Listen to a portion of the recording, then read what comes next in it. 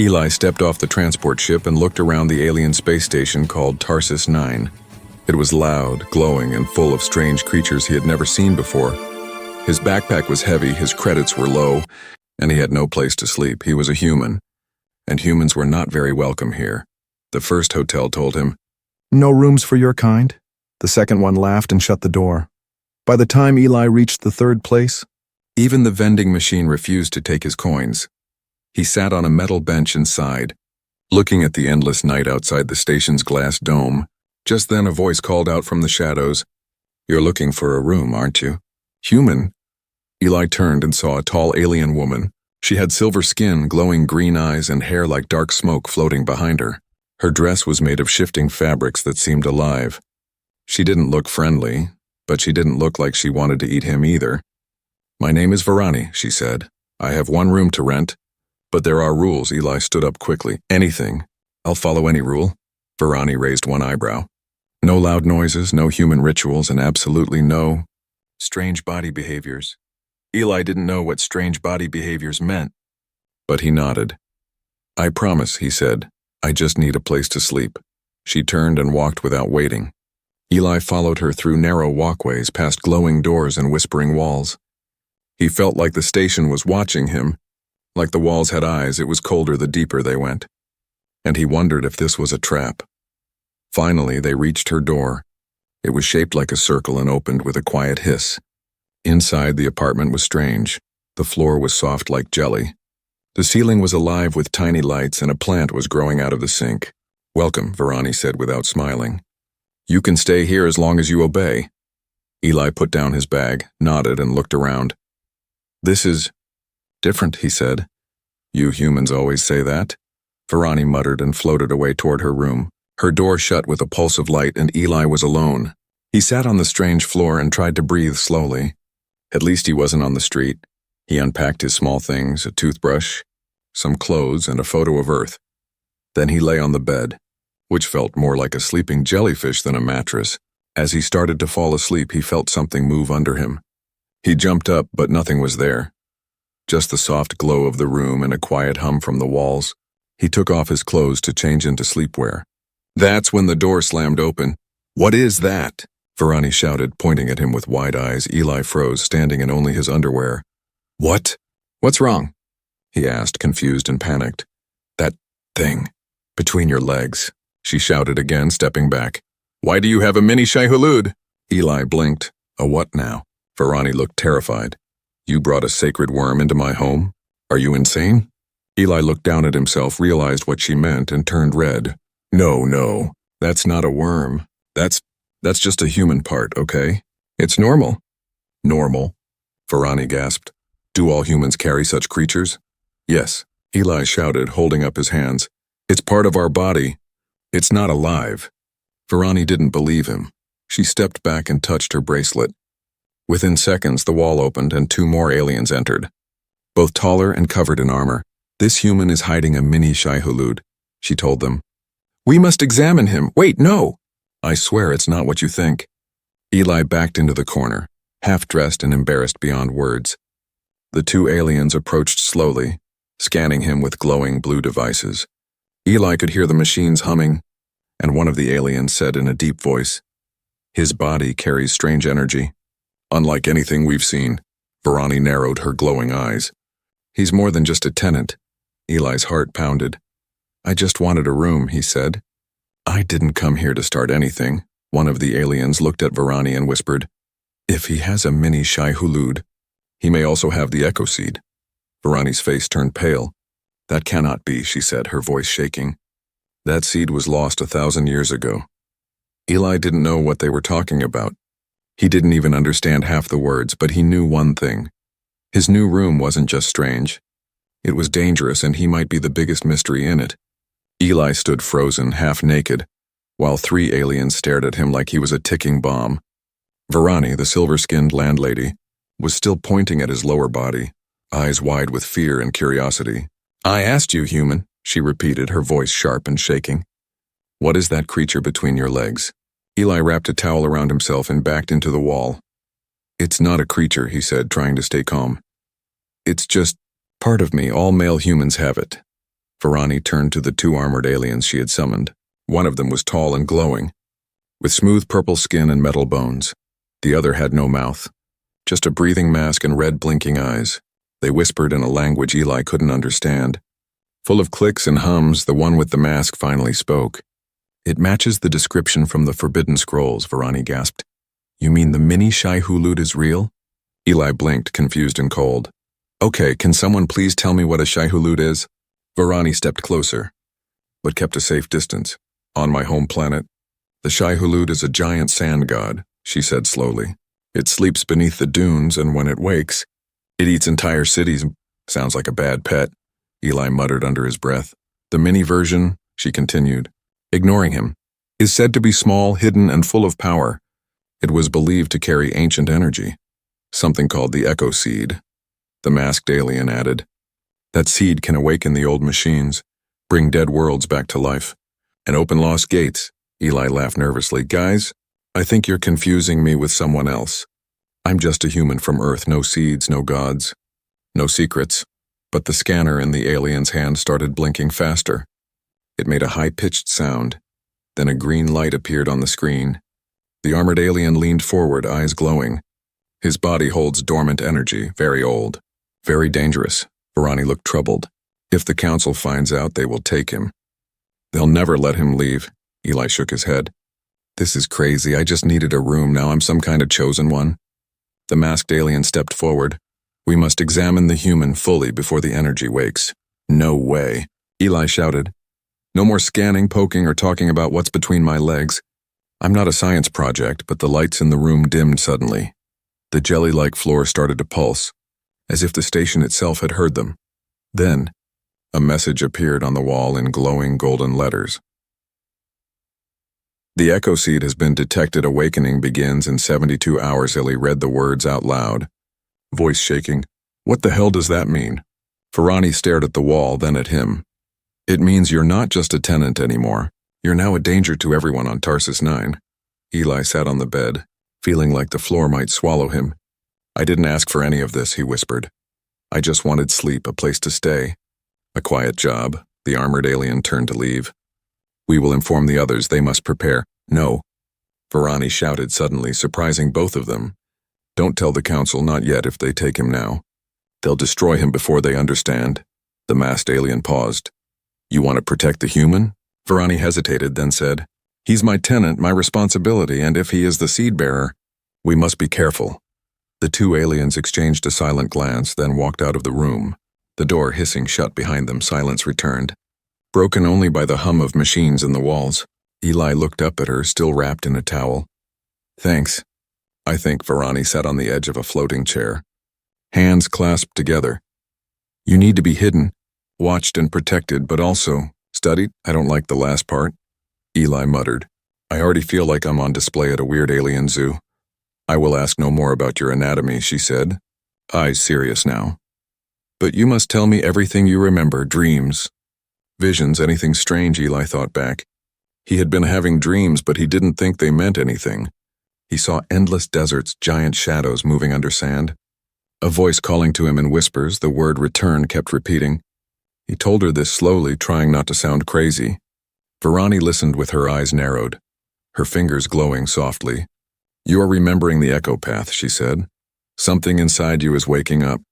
And if we don't act soon, it may not stop." Eli stood up, feeling strange warmth in his chest, like his body was no longer just his own. "So what now?" he asked. "Do I just wait until I explode?" Varani stood too, her dress shifting like water. "No, we leave now before the council sends hunters." Eli looked at his backpack and nodded. "I knew this rent was too cheap," he whispered.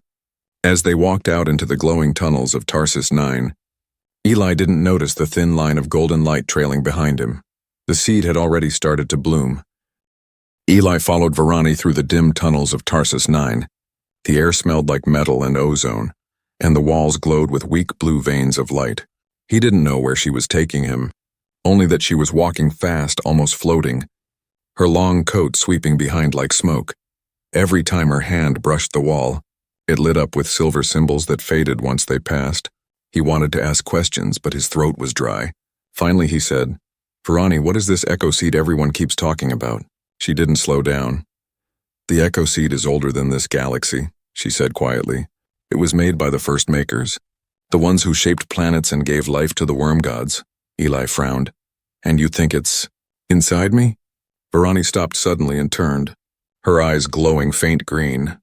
Not think human, I know. The readings don't lie. Eli shook his head. That's impossible. I'm just a human engineer, I fix small ships. I don't carry ancient alien magic inside me. But Varani wasn't listening anymore. She placed her hand on the door in front of them.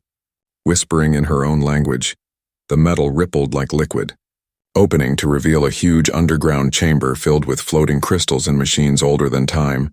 Eli gasped, "What is this place?" "This," Varani said, stepping inside, "is the archive of the first worms.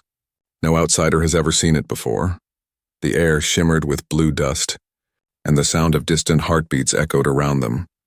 Strange shapes moved within the walls. As if the building itself was alive, Eli felt dizzy, like something was calling his name, whispering through his mind. He pressed his hands against his ears. "Do you hear that voice?" Varani nodded slowly. "Yes, that is the voice of the seed. It speaks to those who carry it." Eli's chest began to glow faintly. A golden light pulsing under his skin, Varani stepped back, shocked. "It's waking faster than I thought." The voice in Eli's mind grew stronger, deep and calm. "Bearer of the Echo, why have you come here?" Eli fell to his knees, his eyes wide. "I didn't come here. I didn't even know about you." Varani rushed to him, trying to steady him. "Don't answer it directly," she warned. "It listens, it learns. It remembers every word you say." But the light inside Eli spread, glowing brighter, wrapping his body in a golden aura. The floating crystals began to spin around him, forming a ring. The machines in the chamber awoke with low rumbling sounds. Something ancient had recognized him. Varani shielded her face as the air exploded with energy. When the light faded, she saw a strange mark glowing on Eli's chest. Shaped like a spiral sun, her voice trembled. "That symbol hasn't appeared for thousands of years. It means you are the chosen Echo, the one who can control the great worms." Eli looked down at the glowing mark, breathing hard. "This is insane," he said. "I didn't choose this," Varani's tone softened. "No one chooses the seed, it chooses by itself." Eli looked around, the room spinning slowly. "What does it want from me?" Before Varani could answer, the chamber's main crystal cracked, releasing a projection of light that formed a giant figure. It looked like a man made of sand and stars. His voice shook the ground when he spoke. "You are late, human bearer. The cycle ends soon. The worms must rise again." Eli took a step back. No, this is a dream. I'm not supposed to be here," the figure continued. "You carry the forbidden Echo, the last seed of the makers. If it dies with you, the balance will be broken forever." Varani's face turned pale. "Forbidden Echo? That's worse than I thought." The projection turned its glowing eyes toward her. "Keeper Varani of House Vol, your duty is to protect the bearer until the awakening is complete." Varani froze. "How do you know my name?" "You were written in the code before you were born," the voice said. "You and the human are bound now." The figure faded, leaving behind silence broken only by Eli's uneven breathing. He sat down on the cold floor, shaking his head. "I didn't ask for this, Varani. I just wanted a room." "I know," she said softly. "But the universe doesn't ask for permission. It only gives purpose." Eli looked up at her, his voice trembling. "What happens now?" Varani hesitated. "Now the council will sense the awakening. They'll send their seekers. They'll want to control you or destroy you." "So we run?" he asked. "Yes," she said, "but not away, downward. Into the old tunnels below Tarsus 9, where the first worms once slept." Eli laughed weakly. "Great. From sleeping on a soft floor to sleeping under giant worms. I really need better luck." Varani gave him a rare, small smile. "Luck doesn't matter now. Destiny does." They left the glowing chamber and entered a deeper path. As they walked, the mark on Eli's chest pulsed like a heartbeat. Lighting the dark tunnel, the walls began to whisper in the same strange voice, calling him by an ancient name he did not understand. Varani looked at him and whispered, "The worms are already waking." Eli looked at her, fear in his eyes. "Then what happens when they do?" Varani's voice was quiet, almost a whisper. "If you are truly the forbidden Echo," she said, "then you are the only one who can stop them, or command them." Eli looked back toward the glowing tunnels, the sound of rumbling in the distance growing louder. He didn't know what he was becoming, but one thing was certain. He was no longer just a tenant on an alien station. He was part of something older, deeper, and far more dangerous, and the countdown to awakening had already begun. The tunnels below Tarsus 9 were darker, older, and full of forgotten machines. The floor was warm and pulsing like a sleeping creature. Eli followed close behind Varani, his fingers brushing the cold wall. The golden mark on his chest glowed softly under his shirt, lighting the path like a quiet fire. They didn't speak much. The silence was thick, and the air felt heavy. Only the soft hum of the old metal and the whispering voices of the echo seed broke the quiet. Varani stopped and placed her hand on a round door. It scanned her palm and hissed open, revealing a secret chamber with a high ceiling and curved walls. Ancient weapons, dusty scrolls, and cracked masks lined the shelves.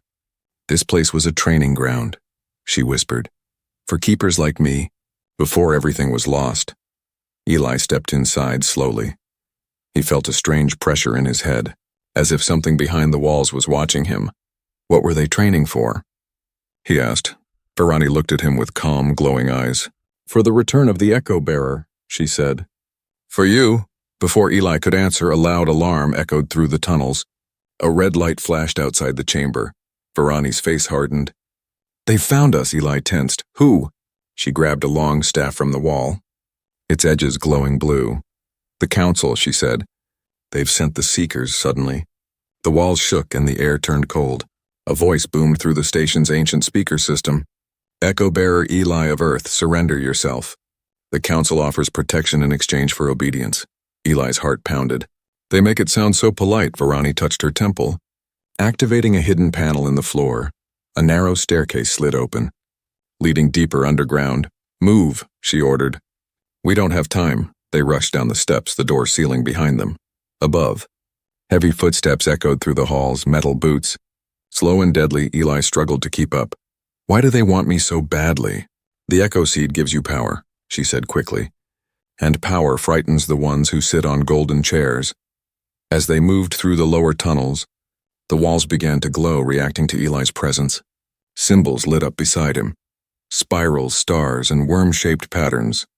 The tunnel itself seemed to follow him. Turning with his steps, Varani slowed, watching carefully. You're not just carrying the seed, she said.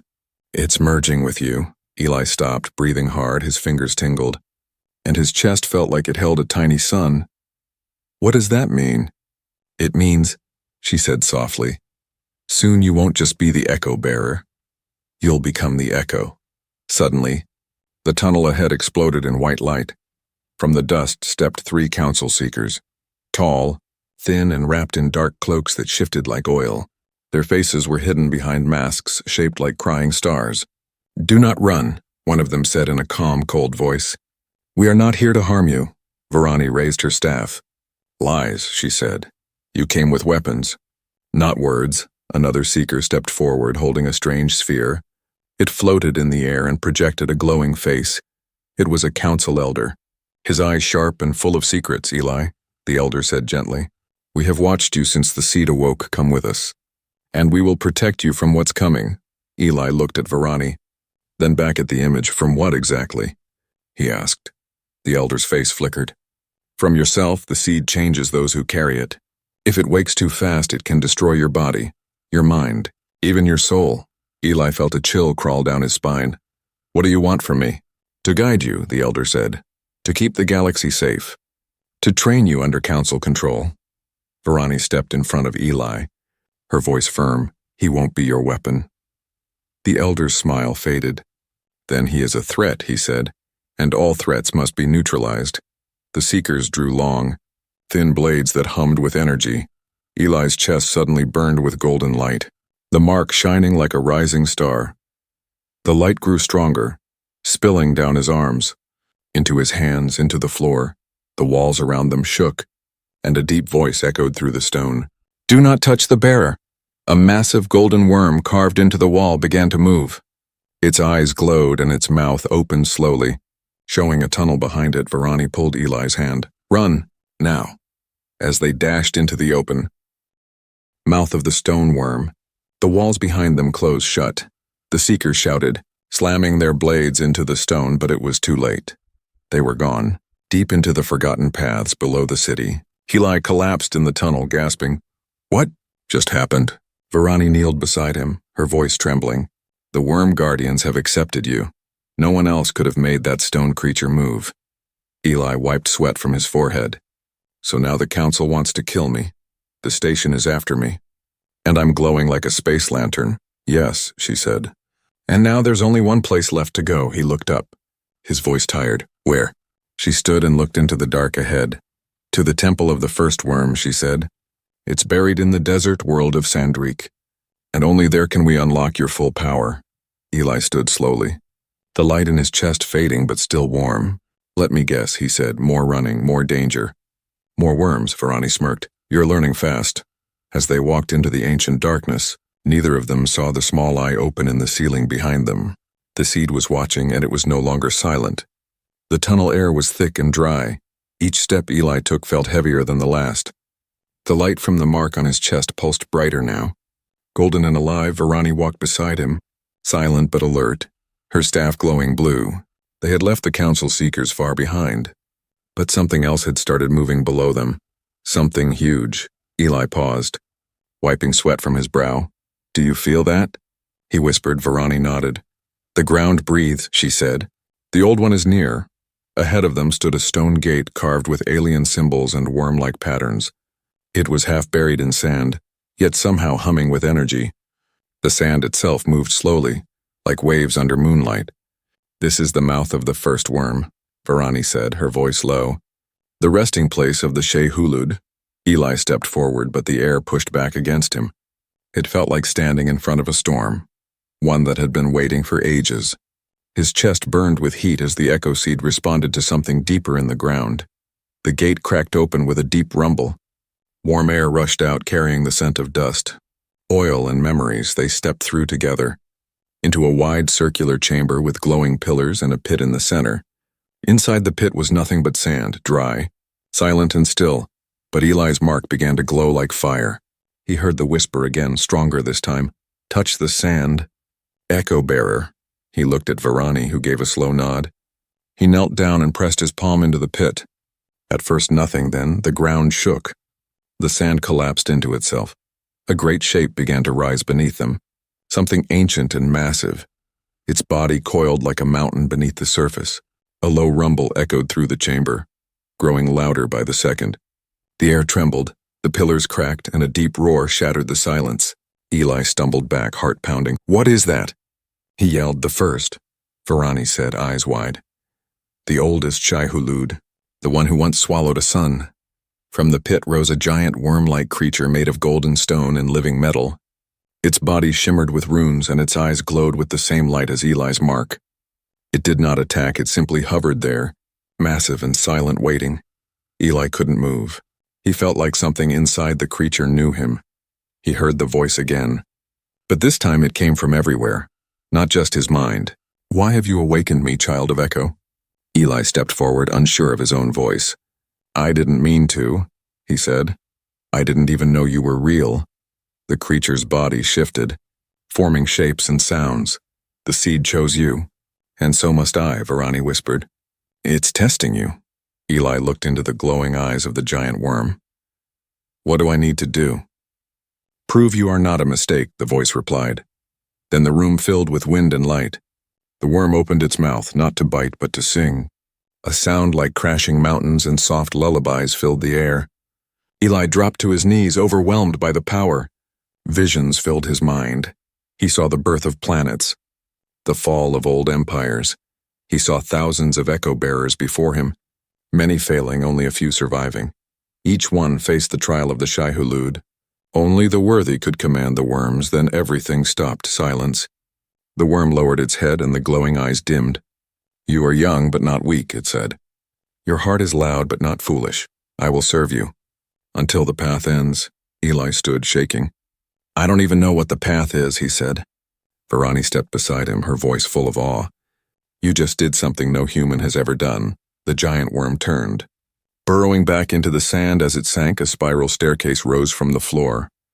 Leading deeper underground where it had rested, it left behind something small, round and glowing. Eli picked it up. What is this? Varani's eyes widened. That's a control seed, she said. With it, You can summon the Shai-Hulud from anywhere. They are now bound to your will. Eli held it tightly, feeling the power inside. Why me? He whispered. Why would something so old listen to me? Varani looked at him with quiet respect. Because you didn't ask for power. You earned it. As they walked toward the staircase, the walls around them began to shift again. Symbols appeared in golden lines showing a new path. Varani paused. This wasn't here before.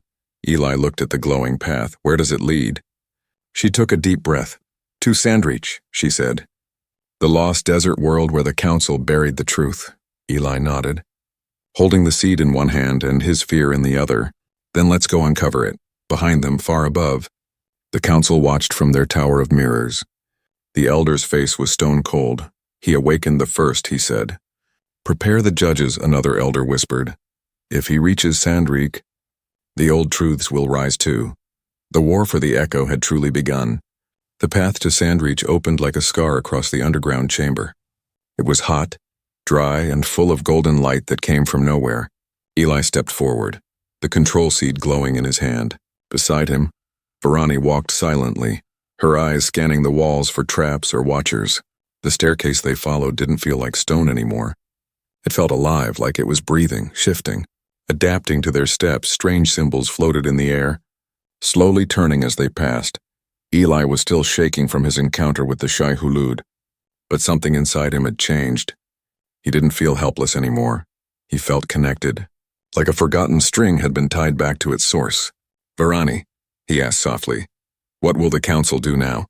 She didn't answer right away, then she said, they will try to stop you, or worse, offer peace.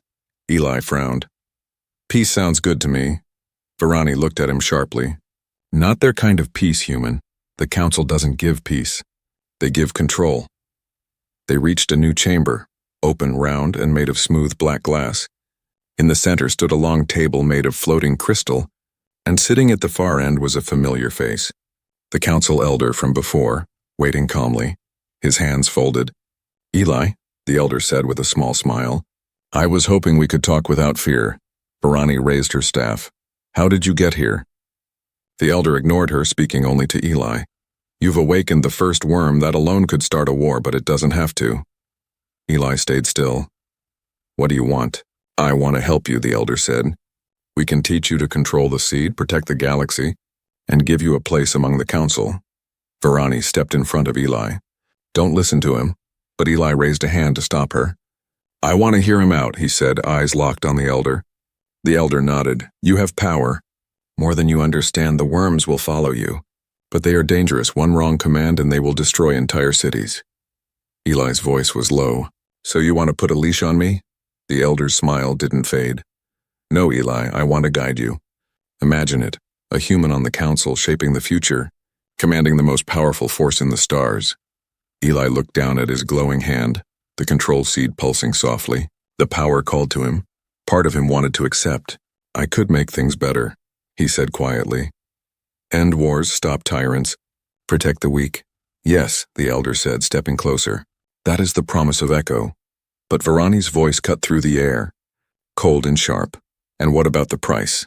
She said. Tell him what the council did to the last bearer. Eli turned toward her, surprised. There was another? Varani nodded slowly, her voice full of pain. Yes, her name was Illura. A warrior from my bloodline, she awakened the seed. Just like you. The elder's smile faded. Varani stepped forward, fire in her eyes. The council feared her power, so they tricked her, trained her, used her, and when she refused to burn a peaceful world, they erased her. Eli's stomach dropped. Erased? Killed, she said, but made to look like an accident. The elder didn't deny it. He simply said, Illura was unstable, the seed consumed her. We had no choice. Eli took a step back, the glowing mark on his chest flickering. You want to control me, not help me. The elder sighed. You can't do this alone. Eli, the galaxy is cruel. You'll be hunted, feared, hated. Eli looked at both of them, his heart heavy. He thought of Earth, of his simple life before all this. He thought of how tired he was, how tempting it would be to just agree. But then he remembered the voice of the first worm. Your heart is loud, but not foolish. He closed his hand around the control seed. I'd rather be hated and free than loved and chained, he said. The elder's face hardened. Then you are a threat. Suddenly the walls shimmered. 5 seekers appeared, their blades drawn. Varani shouted, "Behind me!" Eli stepped forward instead. He held up the seed, and the golden mark blazed like a second sun. The air cracked with energy, and the floor beneath the seekers shattered. From below, a deep roar rose. A smaller Shehulud burst through the ground, its body wrapped in gold, its eyes glowing with fury. The seekers scattered, their weapons useless. The elder vanished in a flash of white light, retreating. Eli stood in the storm, the worm circling around him like a guardian. He looked at Varani, his voice firm. "No more running," she smiled for the first time. Then we moved forward. Together they stepped through the broken chamber. Behind them, the worm vanished into the sand. Ahead, the path to Sandreek opened wider. But above, in the council tower, a new figure stood in the shadows. Tall, armored, and silent, the last judge of the council, awakened for only one reason: to end the bearer. Sandreek was not a planet. It was a graveyard of stars. From orbit, it looked like a cracked desert floating in the dark. The surface was covered in endless dunes and broken statues. Half buried in golden sand, the sun above was cold and pale. Casting no warmth, only light, Eli and Varani stepped out of the transport pod, the wind pushing against them like dry breath. They had arrived at the final place where the truth would be revealed. The mark on Eli's chest burned brighter than ever. Even the ground beneath his boots seemed to react to his presence. "This is where it ends," Varani whispered. "Or begins again." They walked toward a ruined tower made of black stone. It had no doors, just a circular opening at the top, like a mouth waiting to speak. Strange energy circled around it like time itself was bending. "The Temple of the Echo," she said, "built before the first council even existed." Eli stared at the tower, his voice unsure. "Will I find answers inside?" "No," she said softly. "You'll find yourself." The moment he stepped toward it, the air shimmered. A tall shadow appeared between them and the tower. It wore armor made of silver and bone, its eyes red as blood moons. It did not speak, only raised its long blade. "The judge," Varani said, stepping back. "They only wake one when the council is ready to erase history." The judge raised its blade toward Eli. "You carry forbidden power," it said in a deep, ancient voice. "You must be cleansed." Eli's pulse raced. He could feel the echo seed inside him glowing hotter, alive, ready, but he did not run. He opened his hand, showing the control seed. Behind him, the sand began to move.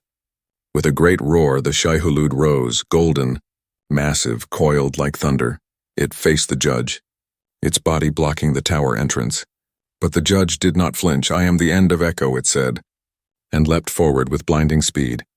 The worm struck, shaking the ground. The judge vanished mid-air, appearing behind Eli, sword aimed at his heart. Varani screamed, "Eli, move!" But Eli didn't dodge. He turned, eyes glowing gold, and raised his hand. The blade stopped in the air, frozen, trapped in invisible light. The judge struggled, snarling, "You don't know how to control it." "I don't need control," Eli said. "I need truth." He reached out and touched the judge's armored chest. In that moment, energy surged from his hand. Not to destroy, but to reveal.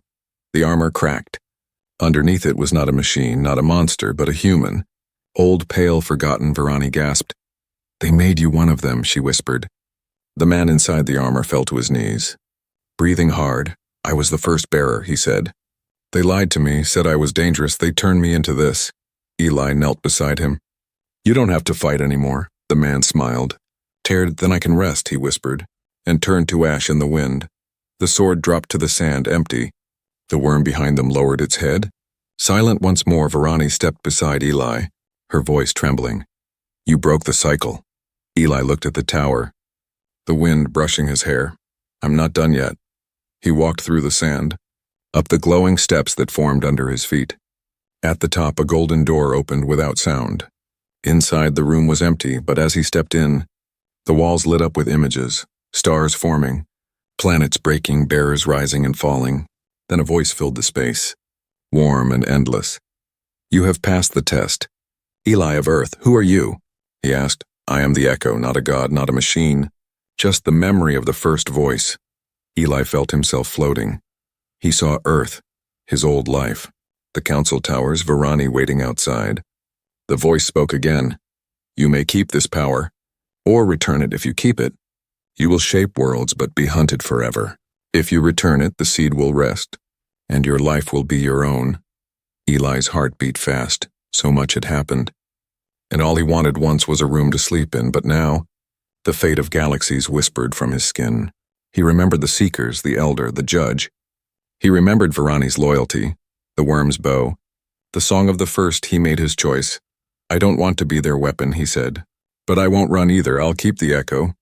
But I'll use it my way. The light around him flared. The control seat in his hand melted into his skin. His eyes turned gold, glowing like stars. Then let the new cycle begin, the voice said. Fading, the tower opened. Eli stepped out. Shining like a second sun, Varani smiled. You made your choice. I made our choice, he said, and took her hand. In the sky above, the stars shifted. A new signal pulsed across space, an ancient voice reborn. And far away, in dark corners of forgotten empires, other worms stirred, other seeds began to glow. The bearer had returned, but he wasn't alone. This was not the end. This was a new beginning.